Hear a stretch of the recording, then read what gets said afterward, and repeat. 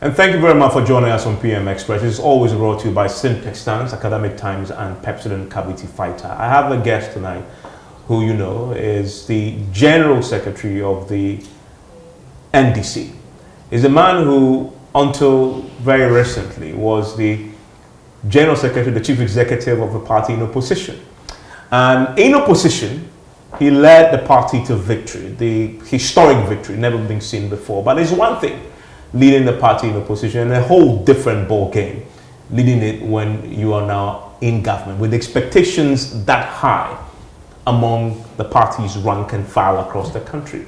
And I dare say it's possibly more difficult managing a party in power than when it's in opposition, because everybody else is focused on winning power. But when you are in power, maybe the dynamics change. But also, they are facing very different Ghana right now, where they are very awoke citizens who demand even more from their political leaders. How acutely aware is he of that, and how does he intend to lead the party in government to be different from what Ghanaians rejected in 2024? Fiifi Kwetey is my guest tonight, and is with me here in his office. Thank you very much. Thank you very much, Evans. And thank you to you and all your many viewers as well. Happy always to be with you. Give me your verdict on that point I was making. Which is more difficult, being the General Secretary of a party in opposition, or the party being the General Secretary of a party in power? Different challenges, I would say. In opposition, you understand the challenge is how to navigate through the difficulty of opposition, keep hope alive, ensure that you put in the strategies to ensure that you'll be able to win. You know, sometimes you work hard and it doesn't pan out the way you expect. So that has its own challenges. And of course, in government, it comes its own challenges as well. Now it's a question of having one power. How do we ensure that, first and foremost, you keep up the whole expectation in terms of what it is you promise that you're going to do. Much more, how do you ensure that your millions of supporters have the expectations met? How do you ensure that you are able to remain, shall I call it, very poised in preparation towards the next election that is on the way? So I would say different challenges. I wouldn't say one is easier than the other. I would just say that they are different. Mm-hmm. I mean, you've been in power before, you were a minister before, now you are a party in power, but you are the General Secretary. Over the last 4 months, the first quarter, you set yourself an ambitious target of achieving a few things, 26 of them in a 120-day period. We call it the social contract. We've been assessing that over the last few days. The president himself did a national address on it. That was a precedent, but the president came into power on the back of a political party, the NDC, of which you're General Secretary. What is the party's own verdict on your 120-day social contract?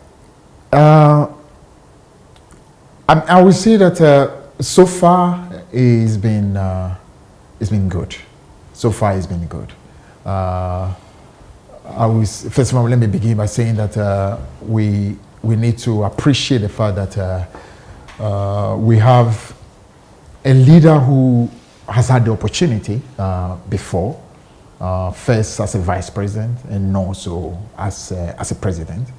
And after 8 years in opposition, he definitely has come with a renewed commitment to ensuring that he leaves a legacy.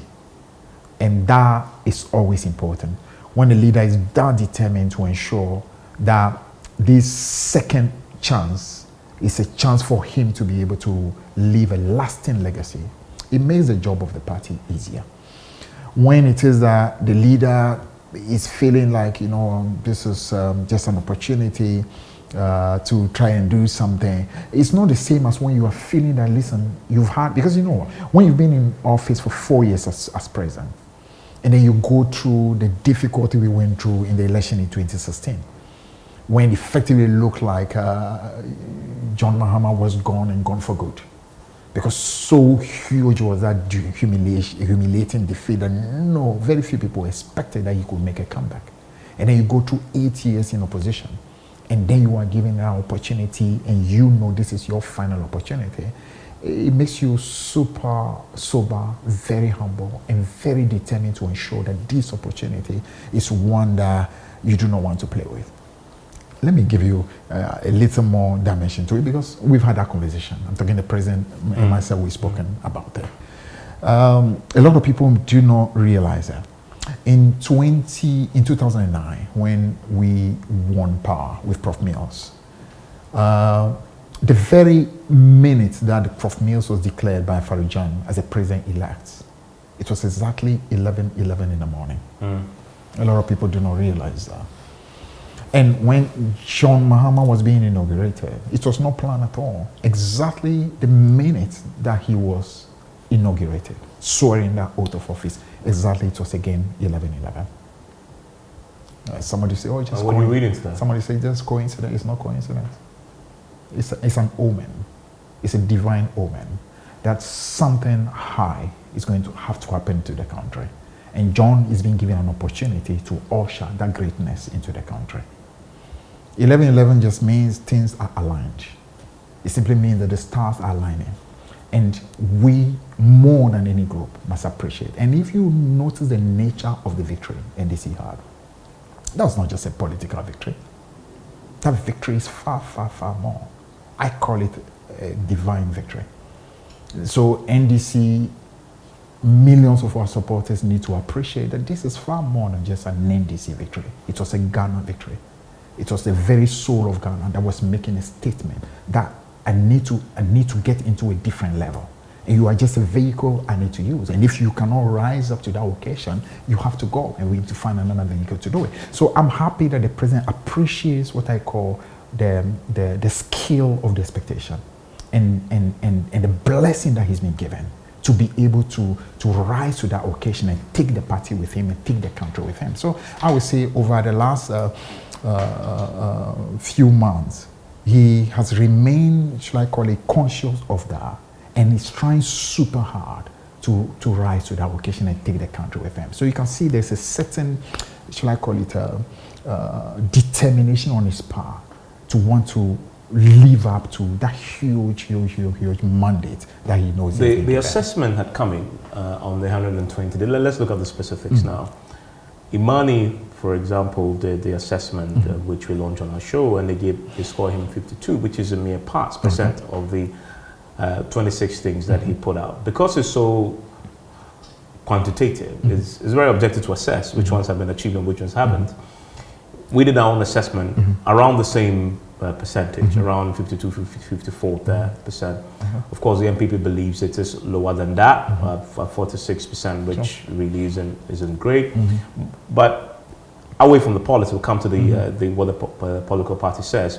52 and 54 is a mere pass. In 120 days, you haven't really achieved excellence in 120 days, have you?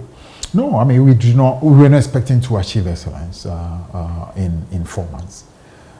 First of all, you must appreciate that we are taking over a country that is not in a very good place.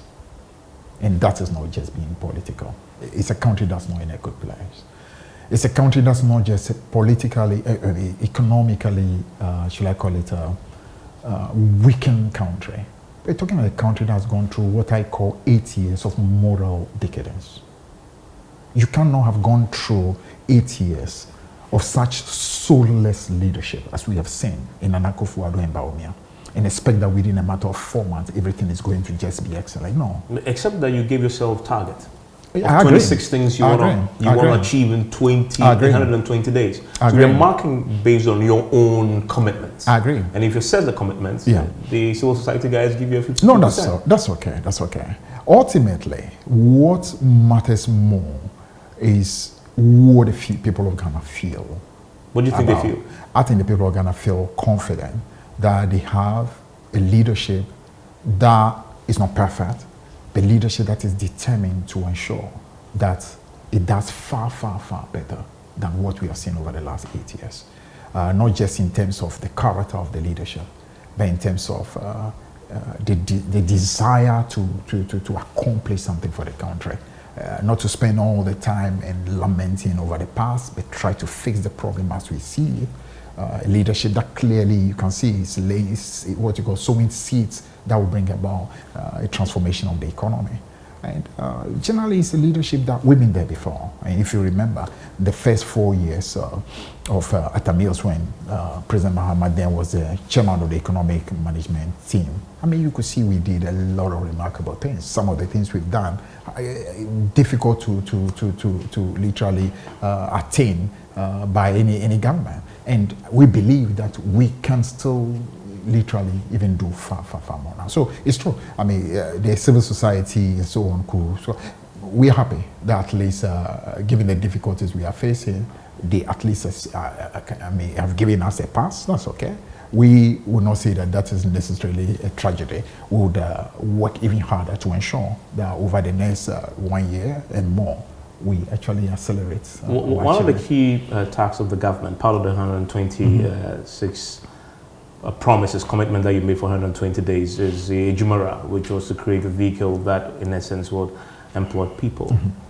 Now, the criticism of that is, it looks at NDC's own history in government. You have the SUBA, you have the JIDA, you have the Youth Employment Program, that then becomes a vehicle for corruption, abuse, and waste.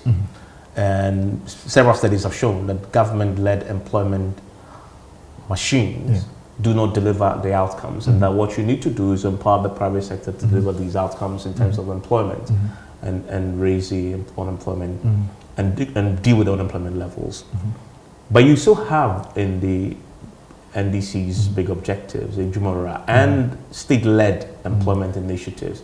Has the NDC learned the lesson of how you suffered in the last John Dramani Mahama administration, when he himself had to commission investigations in some of these agencies? People were actually jailed as a result of that. Has a lesson been learned? Yeah, I would say transitions take time to happen. Transitions take time to happen. For instance, if you check our manifesto, one of the key ways we want to bring about the issue about creation of employment is what we are calling the National Apprenticeship Program. Now, this program is simply, it's not the same as what you call a NAPCO program, where we are literally just using what you call revenue and giving out to people on a monthly basis and pretending as if we are created employment.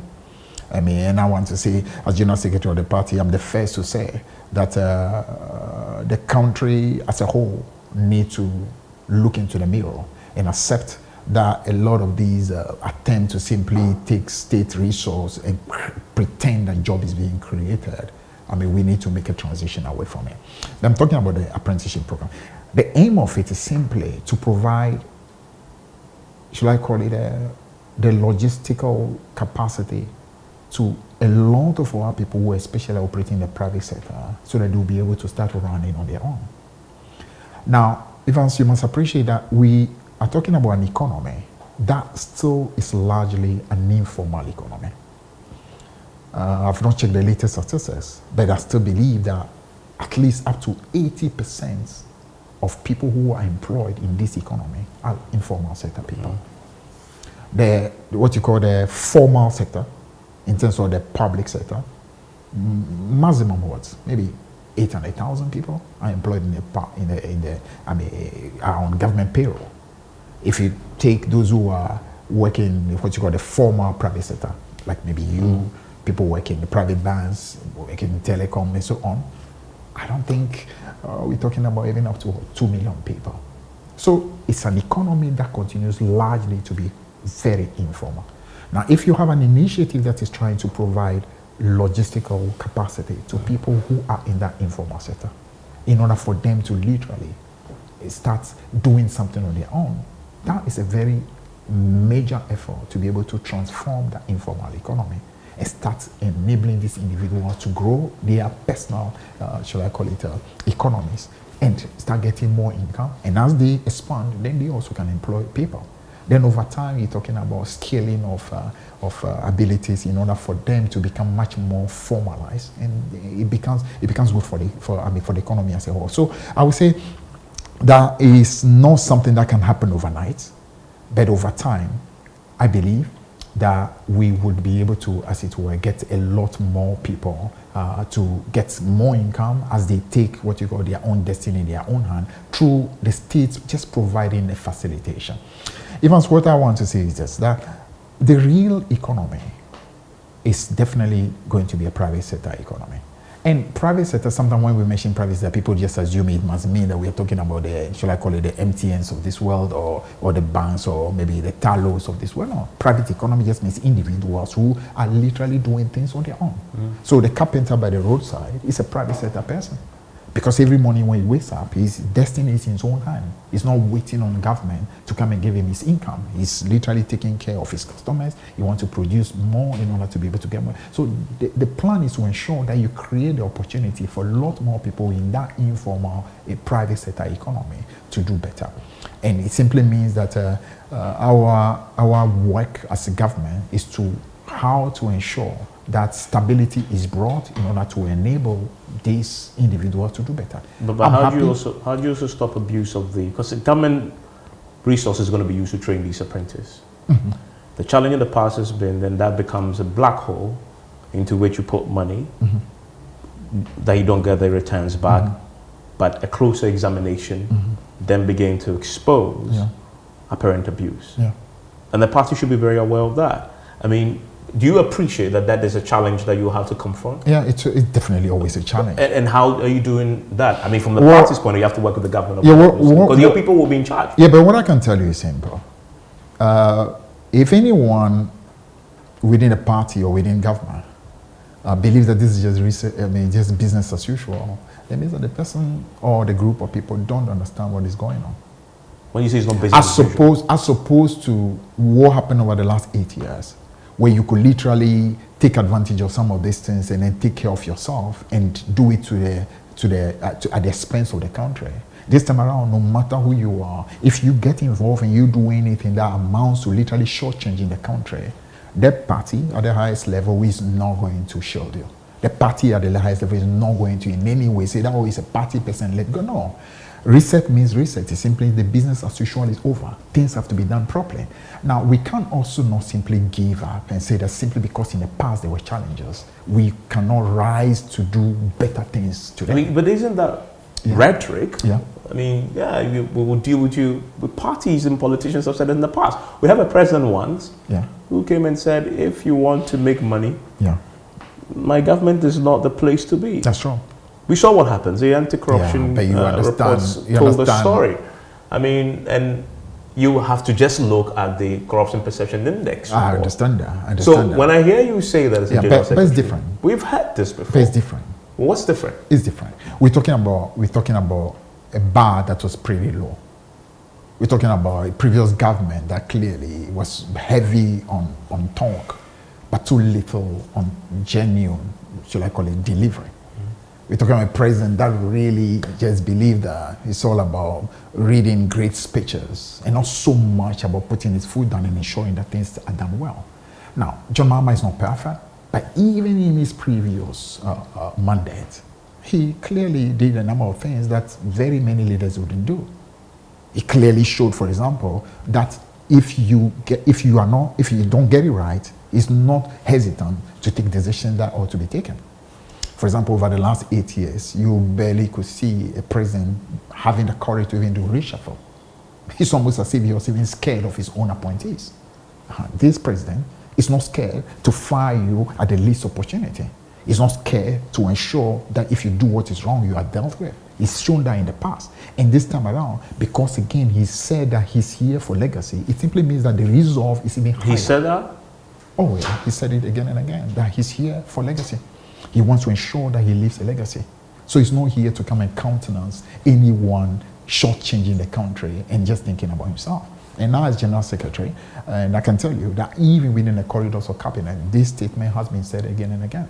That meaning the very highest group of people who are in charge of this country do know that none of them is going to be spared if they do anything that shortchanges the country. They've been told in no uncertain terms. Absolutely, in no uncertain terms, not just by the leadership, as a presidential leadership, but also by the leadership of the party. So it means everybody on the same wavelength. You are on your own. We are not covering nobody. do what is right, because Ghana has to simply set a new benchmark for leadership, and that means the country must be number one. I mean, one of the things that the president attempted to, what he has done, that so far is evidence possibly of what you're suggesting, is the code of conduct that he's launched. Or come to some of the specifics, because that speaks to the question. Okay, so you're saying this, if you say it's not rhetoric, then show me the evidence that you mean business. The president has launched a code of conduct. But is that enough? Because this is a code of conduct. He hasn't, it's just moral suasion. He hasn't got a force of law. The previous government started a bill, the public conduct of officers bill that should have gone to parliament, that didn't go. So it's like you say, if you really want to show that you mean business, what you do is not just to launch a code of conduct and outdoor it, but what you do is to go to parliament with all the huge numbers you have there and have it pass into a law that will have sanctions backed by law that people indeed know that they can mess around with. It doesn't put all the power in the hands of the president, it puts the power in the hands of a court of competence jurisdiction. Yeah, Evans, I mean, that may well be the case. But let me just say it this way. We don't even have a code of conduct in 2013 when Victoria Hammer was dismissed from her position merely for having expressed the desire to want to have up to $1 million. There was no code of conduct, and that was done. What I'm trying to say is that, and that was even a president who at the time was not given a final opportunity to want to do something that will have lasting benefit to his country. What I'm trying to say is this, and in terms of code of conduct, going through parliament and so on, those I think are processes that as a country we can try to perfect, and I'm for anything that will make the country a better country. But I'm saying even outside of the code of conduct, every single person in government and all the people who are involved do know that this is not a leader who is going to look on for anybody to do any certain thing. And that's not all. This also is not a party whose leadership wants business as usual. We want things done well. Why? Because we are humble enough to appreciate that this victory is not simply a victory for NDC. It's a victory that came from the people of Ghana, and the people of Ghana clearly wants the bar to be higher, and we need to do something better. So you mentioned that you'll be fired, you'll be sanctioned. I've not heard you say that the president will have the temerity to actually prosecute his own, if indeed you're foul the law. Oh, but Evans, you should. That I think goes without saying. We even established it. We did even the same thing in the last mandate, where one of our own was prosecuted and jailed during our time. So it tells you it's not something even new for us. I mean, if we are talking about the fact that anyone who falls short would not be spared, it simply means that, in fact, what it is we said again and again, and again, I can tell you these are things that have been discussed at the highest level, that it's not just about NPP facing the law for having done what is wrong. It's about setting a tone that NDC will exactly go through the same route if we fall short of it. Why? Because, as I told you, Evans, this country is stirring, and this country is going to a different level. And we, at the level of leadership today, appreciate that the Ghana we know is stirring to become a higher Ghana. And therefore, I mean, the mark must be, the bar must be higher. So this business about, that's why I feel a bit sad that somehow the political class, especially our friends on the other side, are not appreciating that, for example, the humiliation they went through was not just NDC defeating them. It was Ghana telling them that, enough is enough. We are tired with the deception. We are tired with the arrogance. We are tired with the corruption. We are tired with you insulting our intelligence. Now, if we in the NDC do not understand that the mood of the country is a different mode, it means that we actually are even should I call it, we are even less wise than the NPP. Now, I'm saying that the politics must start changing. For NPP, for example, to appreciate that this whole business about trying to simply gaslight the country, hoping that you can come back to power, that's not the way it works. The country is smarter. So, for example, deceiving the country, for example, that, the return of NDC has brought doom. So, when the people of Ghana are smart enough to know that after 8 years, you literally left the energy sector of this country in total jeopardy. You've totally destroyed the very foundations of the energy sector. Therefore, the problem that we're having today is not a creation of a 4-month-old government, but something that you have done. And they actually believe that they can go about deceiving the country. It simply tells you that they haven't yet understood why they were humiliated. They don't understand that the mood of the country is a different mood. The young people in Ghana today are smarter. They are not going to just fall for what I call the typical, spin that in the past could get you victory. Now they expect you to be much more truthful. They expect you to be much more factual. They expect you to literally understand that the people are smart and therefore tell the truth and win them with truth, as opposed to trying to deceive them with all kinds of lies, thinking they are not smart enough to appreciate. I mean, you're still talking about this issue about not business as usual. I look at your code of conduct, and I keep going there because it's so far the only evidence that you want to change course. Sure. Why have you set a gift threshold of 20,000 cedis? That's a very high threshold. In other words, if somebody gives you a gift of 20,000 cedis, it's fine to take it. But 20,000 cedis is a lot of money when the globally accepted standard is something very, very low that it's unable to influence the actions of a public officer. 20,000 works to cedis. Will work to how much in dollars roughly? No, you have $1,000 plus. Maybe about $1,000. Anyway, what I would say is simple. That's a lot of money. What I would say is simple. These are conversations that we need but to. $1,200 thereabout. I'm saying these are conversations that we need to engage in with a view of perfecting. Whatever we have today should not be seen as something which is there for life. It's obviously something that, as a result of conversations, you can always vary them. I would say. Should it be varied? I'm saying that that's what I prefer for the conversations to be done in order for the country as a whole to come to an appreciation of what it ought to be. But if this so was I'm not going to say that if the code of conduct was a test of your commitment to doing things differently, yeah. and we know gift has always been the biggest challenge for public office holders, isn't the 20,000 once sending the wrong signal? That is still business as usual. You're sending them bar to be comfortable. My genuine truth is that if you truly want to solve the problem of corruption in Ghana, you're not going to solve it by simply changing 20,000 to 10,000. It's much deeper than that. But it's a start. That's what I'm saying. That's what I'm saying, that the conversation needs to continue in order for us to be able to get a threshold that we ought to get. But I'm saying that we need to appreciate that we are dealing with a problem that is much deeper. We are dealing with what you call, let's call it a society-wide difficulty. A problem that actually starts from the very family level, through the community. A society that believes that, listen, corruption is corruption only when you are not sharing the booty. So Evans is not corrupt as long as Evans can share the booty.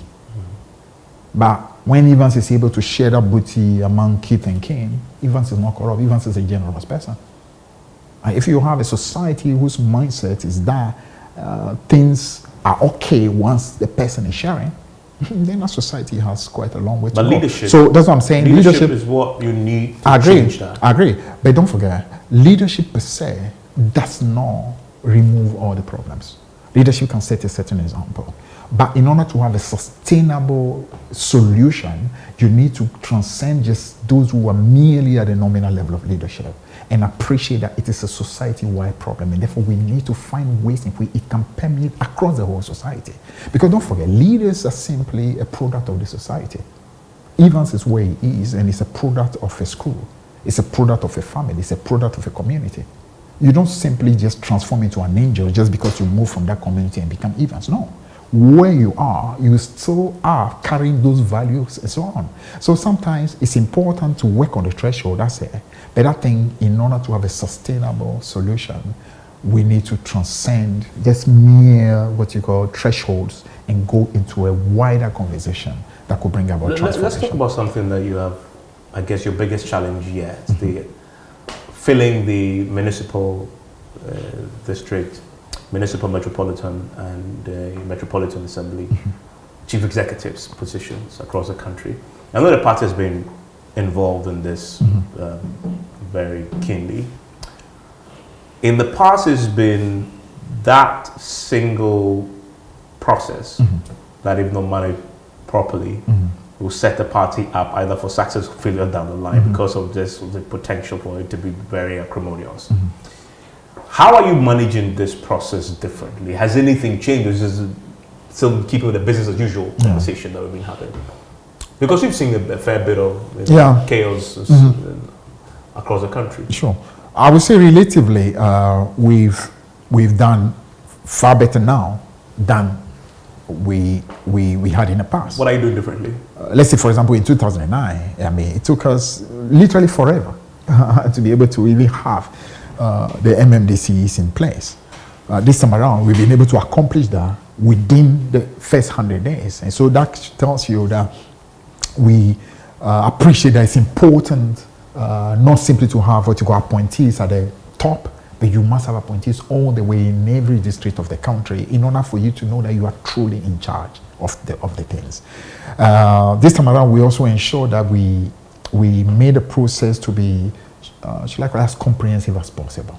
We created an opportunity to allow as many people as possible to show an interest. We went through what you call a first vetting in order to be able to narrow down, I mean, the applicants, and then after that, brought them to the national level where we took our time to be able to do a proper vetting of them. And we didn't just do it based on what we know of them. We actually even got different groups to give us a thorough, assessment of the various individuals in order to gauge what the mood of the country was in the various districts. So, for example, we got a research group that, for example, was able to give us a lot of information relating to what really does the ground want, as to the people who are whose name were coming up. Out of them, this one has got what you call the capacity. So you adopted a scientific approach to it? Absolutely, we had that. We had, for example, a proper, a very comprehensive, security report that also gave us a lot of information. We consulted what you call the chiefs and so on. So we try as much as possible to come down. And what was the objective of this? What did you want to? What did you want to? We wanted to make sure we narrow. We pick individuals who, as much as possible, reflected the aspirations of the people, as much as possible. I mean, you cannot get it perfect, but at least you can narrow it to ensure that if Evans is the one we are settling for, Evans is emerging in the assessment that are coming. And the assessment being done by what you call the intelligence group, the assessment being done by the security group, what the chiefs are saying. So as much as possible, what the party is saying. So you look at all that and then finally come upon a decision. I would say, by and large, we did a fairly good job. Because but for that, you would have seen far more outcry, far more anger. So are you surprised to learn and see that in some of the places have been acrimonious nonetheless? It's normal. You would not, you should appreciate it. It's, as long as humans are humans, especially these are positions that everybody wants. So sometimes Evans wants it, and Evans is not able to get it. Evans finds a way to stalk his admirers and followers to go make some noise, get some media people who can hear me, and so on. It's normal. It's politics. You appreciate. So, but you can make you can get it 100%. Is the party not imposing your own people on district, municipal assemblies? No, actually, it's the opposite. Because if we wanted to run a position, why would we go through 2 months plus of rigorous vetting? And I'm talking every single day. No, you needed a cover. No, I mean, why would I go through that? Cover, no, why would we had a lot to do. Have a good smoke screen. We had a lot to do. I mean, we're talking about the first 100 days of a government. There's so much to do. I mean, why would we go through over 2 months of rigorous vetting from morning through to night, sometimes as late as we're almost getting to midnight, busy working, trying to get these applicants through a rigorous. You won't go through that unless you are trying very hard to get the best that you can on the ground. Then how are you managing your members of parliament? Because that is where the friction is. Members of parliament not agreeing or at opposite ends with the district chief executive, for example. It always sets the stage. Because maybe the chief executive has his own ambitions to oust the incumbent members of parliament. Sure. How have you managed that? That's always a tough one. That's always a very tough one. I've been a member of parliament myself, so I can appreciate that as much as possible, you want there to be harmony between yourself and the chief executive, also within the same district or municipality, as much as possible. So we try very much to find ways to ascertain what I call the intentions of those applicants. If, for instance, we notice that you've already had a very acrimonious relationship with a particular MP already, as much as possible, we wouldn't let you be the chief executive, because we don't want to create a situation where right from the word-go there's going to be just what you call a fight between two individuals who are supposed to be working together, to advance the cause of a community. So right from the word-go, we try to, as much as possible, look for individuals who are interested in harmonious collaboration rather than individuals having their own agenda, who instead of thinking about how to work hard for the community, is saying about how can I'll stage you and take your place. So that is one. But that is not the only one. The main challenge, however, is often sometimes is that some of the MPs are a bit too insecure. So almost everybody is supposed to be a threat for the future. So even if Evans doesn't even show that I have even a plan to work against you, I really don't want Evans, because Evans looks like one who maybe tomorrow can change his mind. That becomes difficult, you understand? Because you need to appreciate that humans, people who are working hard, they need to be given an opportunity. We simply can't be making decisions based on your insecurities and your fears for the future.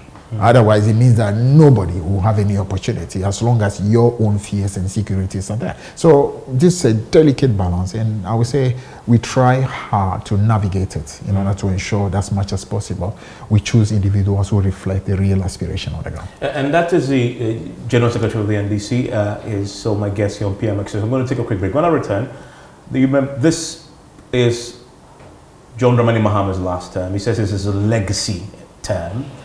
But the party will have a big decision to make. And John Mahama has been the face of the party for a long time, since 2012. They will have a new face in 2028. That always will give any general secretary and chairman sleepless nights. How do you manage this transition process? Because if you do fail, it can be the unmaking of the NDC. I'll ask him his thoughts on how the party plans to manage an outcome that will still leave the NDC in a strong position to challenge in the 2028 election. Stay with me here on PM Express.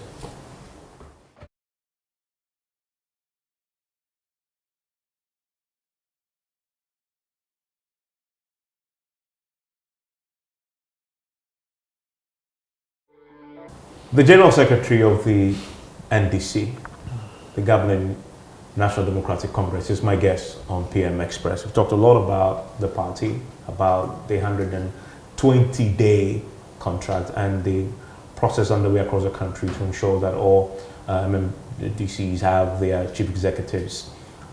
That is a major task that he's still managing. But for that to all work and come together, the economy must hold. And Mr. Kwetey, in the last few weeks, the CD has been performing creditably against all the major currencies. But it reminds me of something that Bawumia said in 2017, first quarter, I believe, where he says they have locked the CD in the cell. They've arrested the dollar. They've arrested the dollar. They've arrested the dollar and given the key to the IGP. And he boasted about it at the time. We all know how he ended, right? Sure. In the last few weeks, you've been, your party in government, have been doing wonders when it comes to the city. Where you stand, knowing that history, how much are you ready to celebrate on the back of the city's performance? Now we're hearing, let's say, reduced prices. Beverage Association is saying they're going to reduce prices. Positive vibes all across the country. Are you popping the champagne just yet? I like that. All right, Evans. What I would say is this. Stability is important. Economic stability is critical, because on the back of stability, you are able to have predictability and people are able to plan. And so I think all private sector in particular, are always looking for some stability. So they will be able to plan. So anything that appears to make our currency relatively stable is one that everybody must be happy about. Now, this current, shall I call it, relative strength of the currency, I think it's on the back of the initiative that we put in place to ensure that, first and foremost, we stop individuals from buying gold and exporting gold, monopolizing through it, the Gold Board initiative, monopolizing it for the Gold Board to be the only body that will regulate it and literally off-take it, and also ensure, for example, that they are not buying it at the what you call forest bureau rates that used to be in the past, but do use what you call the interbank rates, and ensure that the gold is sold and the inflows that have to do with foreign exchange inflows are brought back into the economy. I've been in the finance ministry, as you know, and I can tell you that we used to sometimes simply celebrate when Cocoa Board does a syndication. Back in time, and that syndication was bringing a total of 800 million USD. That used to be like, oh my God, so much foreign currency is available. And on the back of that foreign currency, we were able to support the city. Now, we're talking about an initiative today that within the first 4 months has brought into this country 2.6 billion USD in 4 months. Annualize that and see the amount of foreign exchange that is being brought into the economy. Now, if you have an initiative like that, that is far more than what cocoa syndication, was going to be giving us.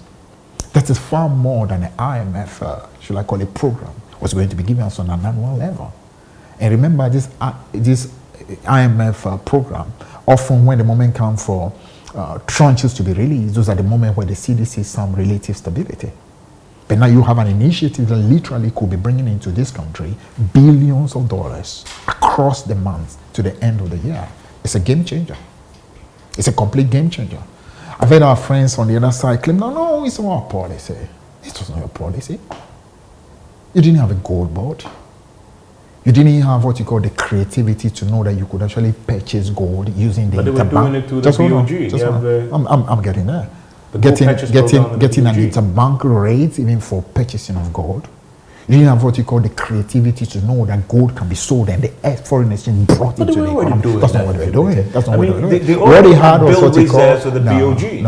I'm talking about gold reserves. And they had actually ordered the BOG. We're not talking about gold reserve. Two separate realities. To buy back a lot of the gold. It's not the gold reserve that is bringing the transformation. It's the inflow of USDs into the economy. That liquidity. So anybody who therefore now has access to that liquidity, going through what you call the whole, with the banks and make it be available through transaction, that is the game changer. So I see them very desperate to want to take credit. Desperate to take credit for appreciation of the city. Yet they are such cowards, they won't take responsibility for Galamsey. They are cowards who won't take responsibility for Dumso. They are cowards who won't take responsibility for anything that is negative. But they want to ride on the back of something positive. And that I'm telling you that is why that group would have to take a long time in opposition until they have what you call a rebirth of their soul to appreciate that politics must be done on the back of truth. How long do you think they'll be in opposition? No, I'm not there. The people of Ghana will make that determination. But the point I'm making that in terms of the economy, what is happening, my good brother, Atu Forsen, Minister for Finance, said that this strength of the city is not going to be a 9-day wonder. Having been in the shoe that he's been in, even though I was deputy, he used to be deputy, now finance minister, I can tell you that on the back of what's happening at the gold board, it's going to be a game changer. And you think this is going to be the stability can be sustainable the period? I would say that. Because remember, I would say that another factor that has contributed to this is the weakening of the U.S. dollar. I've heard based that. on Trump's own action. I keep hearing that. And obviously, that's that not true. Why? If the weakening of the dollar is the reason why the CD is getting strong, the Naira shouldn't be having problems. The Vietnamese currency shouldn't be having problems. Other currencies should all be appreciating against the dollar. So you can see a kind of desperation. First, they try to say it is because of us. It's because of the MPP. It's not true. It's because of the Trump policy. It's not true. What is happening is something very unique on the back of what you call a policy initiative that is allowing for a lot of inflows of USD and foreign exchange into the economy. And that is what the reality is. Anyway, but what I said is this, that on the back of all that, it's also a clear determination on the part of not just the BOJ or the finance ministry to ensure that as much as possible, we keep expenditure and revenues close together. It will be easy, but once you have a determination, you can do it. We've done it in the past, and I believe we can do it again. Let's talk about governance. Let's talk about the judiciary, to be very specific. We're currently having an unprecedented triggering of Article 146 of the Constitution that may end up with the current Chief Justice, the substantive one who's currently suspended, removed. The MPP accuses the NDC, of which you are the General Secretary, of plotting this whole removal of the CJ while you were in opposition, and that this is just a manifestation of a grand plot that you as a General Secretary would have supervised in opposition. Are they right? I think our friends on the other side are, how will I call it? I think they are panicking. I think they are panicking because possibly they were really hoping that a lot of the shenanigans that they were involved in while they were in office over the last 8 years, a lot of the corruption, a lot of the crimes that they committed against this country, some way, somehow, the presence of the Chief Justice was going to be help to them. That's the way I feel it. Because the protest is simply unreasonable. First and foremost, nothing that has been done so far is against the constitution of the country. And this obviously will not be the first time that we'll have a situation where an individual in a high place is being investigated to find out whether a prima facie case can be established. And if that is established, then a decision can be made regarding the person's position. This is a Chief Justice that even before John Mahama became the president of Ghana, there were already petitions that had already been brought up against her. So it's nothing new. We're simply allowing the process to take its course. Now, if the Chief Justice is proven not to have any case to answer, clearly she'll be given an opportunity to continue. But if a case is found against her, she is not above the law. Yeah, but you say that you mentioned the Constitution, but in opposition. Yeah. I remember you issued a statement once, very, very unhappy with the judiciary, very, very unhappy with outcomes from the courts, and actually warning that the judiciary needed reforms. I mean, I'm using euphemisms that paint this picture in nicer words, but you were very, very unhappy. Yeah. Your Deputy General Secretary, Mr. Fabande, had his own record to have said that the Chief Justice will have to go. I mean, you listen to that and read a statement from the past and the warnings that you issued to the judiciary and to the Chief Justice in particular. And why not come to the conclusion that indeed you're executing something that you had already planned to do when you're in position? What I could tell you is this. The motto for our country is freedom and justice. It means this country's very soul thrives when there's freedom for its citizens to be able to fulfill their potential and do what they can to be able to make our country great and strong. That's important. Meaning the unleashing of our creativity as a result of freedom. But the second and equally important is the need for justice. Now, if it's pretty clear that the one who is supposed to be in charge of the justice of our country herself is not able to live up to the high, should I call it, mantra of being or doing things according to the law, then charity must begin at home. As far as I'm concerned, she has nothing to fear if she has done everything okay. But if she's done, if there's a problem and it's established through, and I trust the people who are the Council of State, including former, should I call it, Chief Justice of our country, former former Speaker of Parliament. I think that those are noble people who will not simply go on what you call a witch hunt. That they will be able to do a proper job in order to be. And I know JM as a person. JM is not somebody that you call, should I call it, a petty-minded person who simply want to take an innocent person and punish an innocent person. So clearly, once a case is established against her, she has to go. And if the case is shown that she actually has no case to answer, then there's no problem. NPP's worry is that they feel her departure makes it difficult for them now to feel safe when cases are brought against them, because now they're afraid that the person who possibly could be there and possibly manipulate the system to help us is no more there. That, I think, is their fear. If that is true, then the opposite could also be true, which is that the NDC, if what you're saying is true, then the opposite could also be true, which is that the NDC also fears that if you keep her there, we will also struggle when cases go to the Supreme Court, so get her out. I think we are looking for justice. And justice simply means that if you truly are innocent, you should go. And if you are guilty, you should be punished. But she has represented that, hasn't she? I'm saying that this is a case where a prima facie case has been established against you. And if a prima facie case has been established against you, it means that you don't deserve to be where you are. And if you don't deserve to be where you are, you go. And somebody else take the place. So a bar is being set. Whoever is taking over has to ensure that you need to live up to the bar. It's as simple as that. So I think our friends are afraid. Maybe Chachuchikata was prophetic when he said, "He who sows the wind reaps the whirlwind." You think she's reaping the whirlwind? I would say that possibly if you were busy presiding over a justice system, well, maybe you yourself were not doing exactly what you ought to do, you obviously are reaping a whirlwind. I mean, talking about the Chief Justice, we have an acting one now. Today, the minority in Parliament is accusing your government of violating the Constitution. In fact, they've already said that they're going to trigger an impeachment process to remove the president because the president is out of the country. The vice, we know, is on sick leave.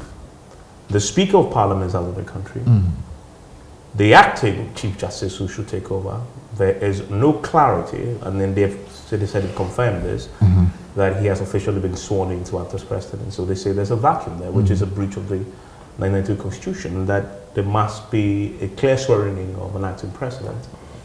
Are they right? I mean, you sit in cabinet, so you will know that when the president was traveling, he knew that the vice wasn't there. You must have known that you're one of your own central pillars of the party who happens to be the Speaker of Parliament, also left on the 8th from what the minority tell us.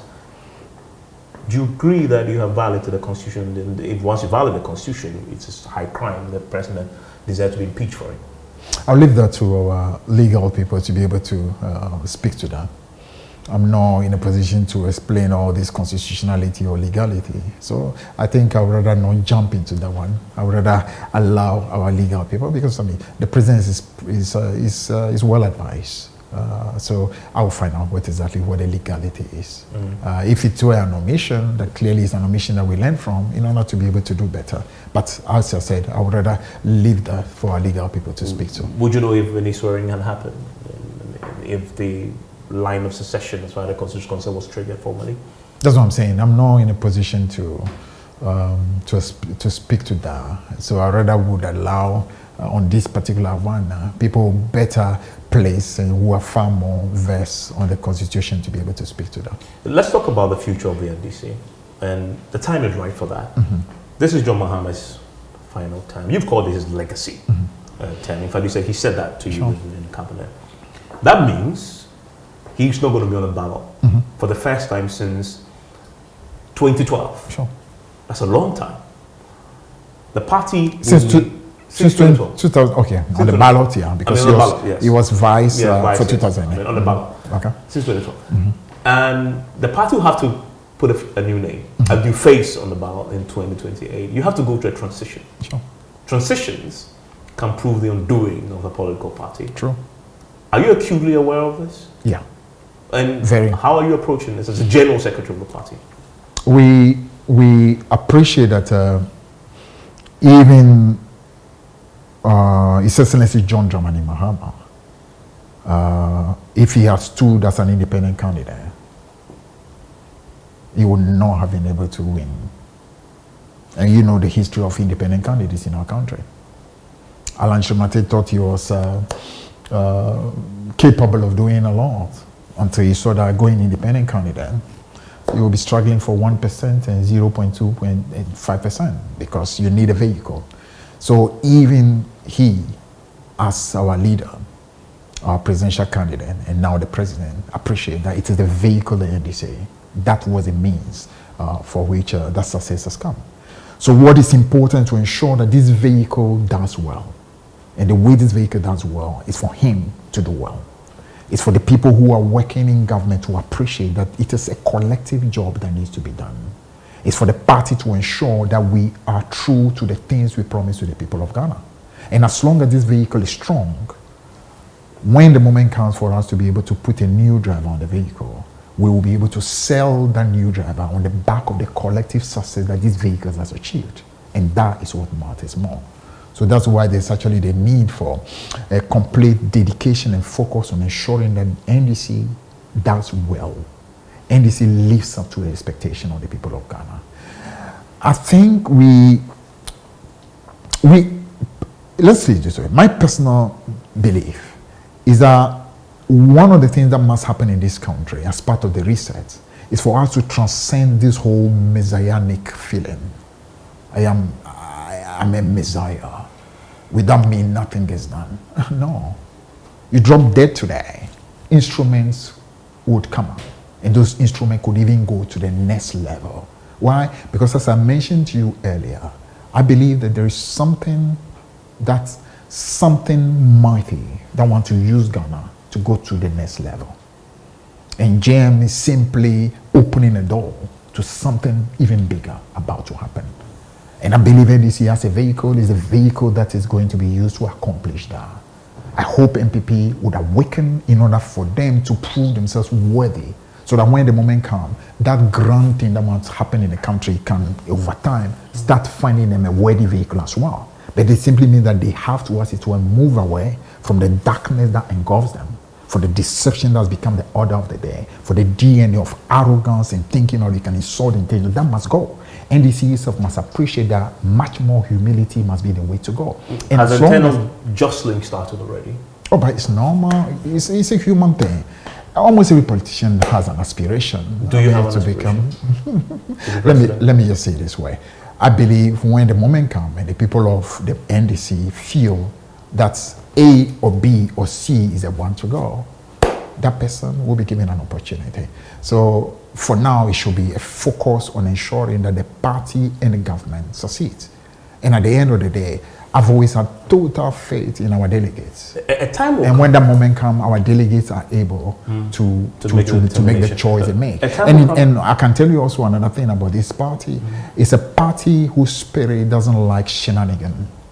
It's a party whose spirit doesn't like too much orchestration. If you watch the people who have emerged and led this party, they've always been people who emerge on the back of who they are. Jerry Rawlings, natural leader. Prof. Mills, absolutely not somebody like he said, I wasn't desperate to become a president. John Mahama, in 2000, people don't know, in 2000, we were literally begging him. He didn't want to even take the position of running mate. So those are individual. So all this orchestration and jostling, some of the people who may be thinking about it think twice. The spirit of this party doesn't like shenanigans, doesn't like orchestration, doesn't like manipulation. So relax. When the moment comes and the people decide that this is you, you will emerge. If it's not you, you will not emerge. But even the final thing I would say, I don't know whether we are almost reaching there, but the final thing I would say, and this one is a call I want to make to all Ghana. I just want us to focus a little more on the country. If it is possible, let our anthem, which says, God bless our homeland Ghana, become a prayer that every single one of us can make every day. God bless our homeland Ghana and make our nation great and strong. whether you're NDC, NPP, whether you're CPP, whatever you are, if all of us can understand that mantra and use it as a prayer on a daily basis, this country will become better, because then we start to embodying better values. We start to embodying principles that will make our country good. And if all of us can, every day at 11:11, just utter the prayer. You've gone God to the 11. bless our homeland, 11, and make our nation. But I need to ask you strong. more directly. You're talking about the future of the party. Is Fiifi Kwetey interested in taking You keep going back to that. Because what matters is not whether Fiifi Kwetey has an aspiration or not. What matters is whether the people in the NDC would maybe find Fiifi Kwetey or find another person as worthy to become a leader. When the moment comes, we leave the choice to the people. But if the people come to you, like you said, JM did, you may want to say, I'm not interested. But you have to be interested if they come to you. I would just say that when the moment comes, always say, we'll let the people of the NDC make the choice at the right time. It's instructed that you haven't said no. Yeah, because there's no need to say no. So it's as normal on the part of any politician to want to go to the next level. But what matters is not what you want, it is what the people want. And that must always be number one. And very finally, before we wrap up, the MPP today has been demanding that members of the party executive leadership who have now been moved into government positions should resign their positions in the party. Do you agree with them? Let me allow MPP to do what MPP believes. Because they say they did that. They need their to, general secretary, they actually produced a quote from their general secretary then, who had asked party folks who had now gone into government to resign their position in the party. Is that a good governance principle that you believe the NDC should follow? I would just say that we should allow the MPP to do what they've got to do. Let me not prejudge them. They believe that's the best way they want to go about it. I would say that they have bigger problems to resolve. And the problem they have to resolve have to do with the very DNA of the party, the very values of the party. Those are the things the MPP must focus on. But good luck to them as long as they continue defending people like Bawumia, thinking that some way, somehow, people who have shown not to have what you call basic capacity to tell the truth, people who do not have the capacity to admit to their mistake, people who don't have capacity, responsibility for their wrong, they believe that those people can continue leading them. Good luck. And that is the General Secretary of the NDC, Fiifi Kwetey, my guest on PM Express. I'm grateful that you joined us. It's always a pleasure. And all the best. You have a long road ahead. Absolutely. As a General Secretary in power. Thank we'll you talk again. Absolutely. Enjoy the rest of your evening. Absolutely. Thanks so much.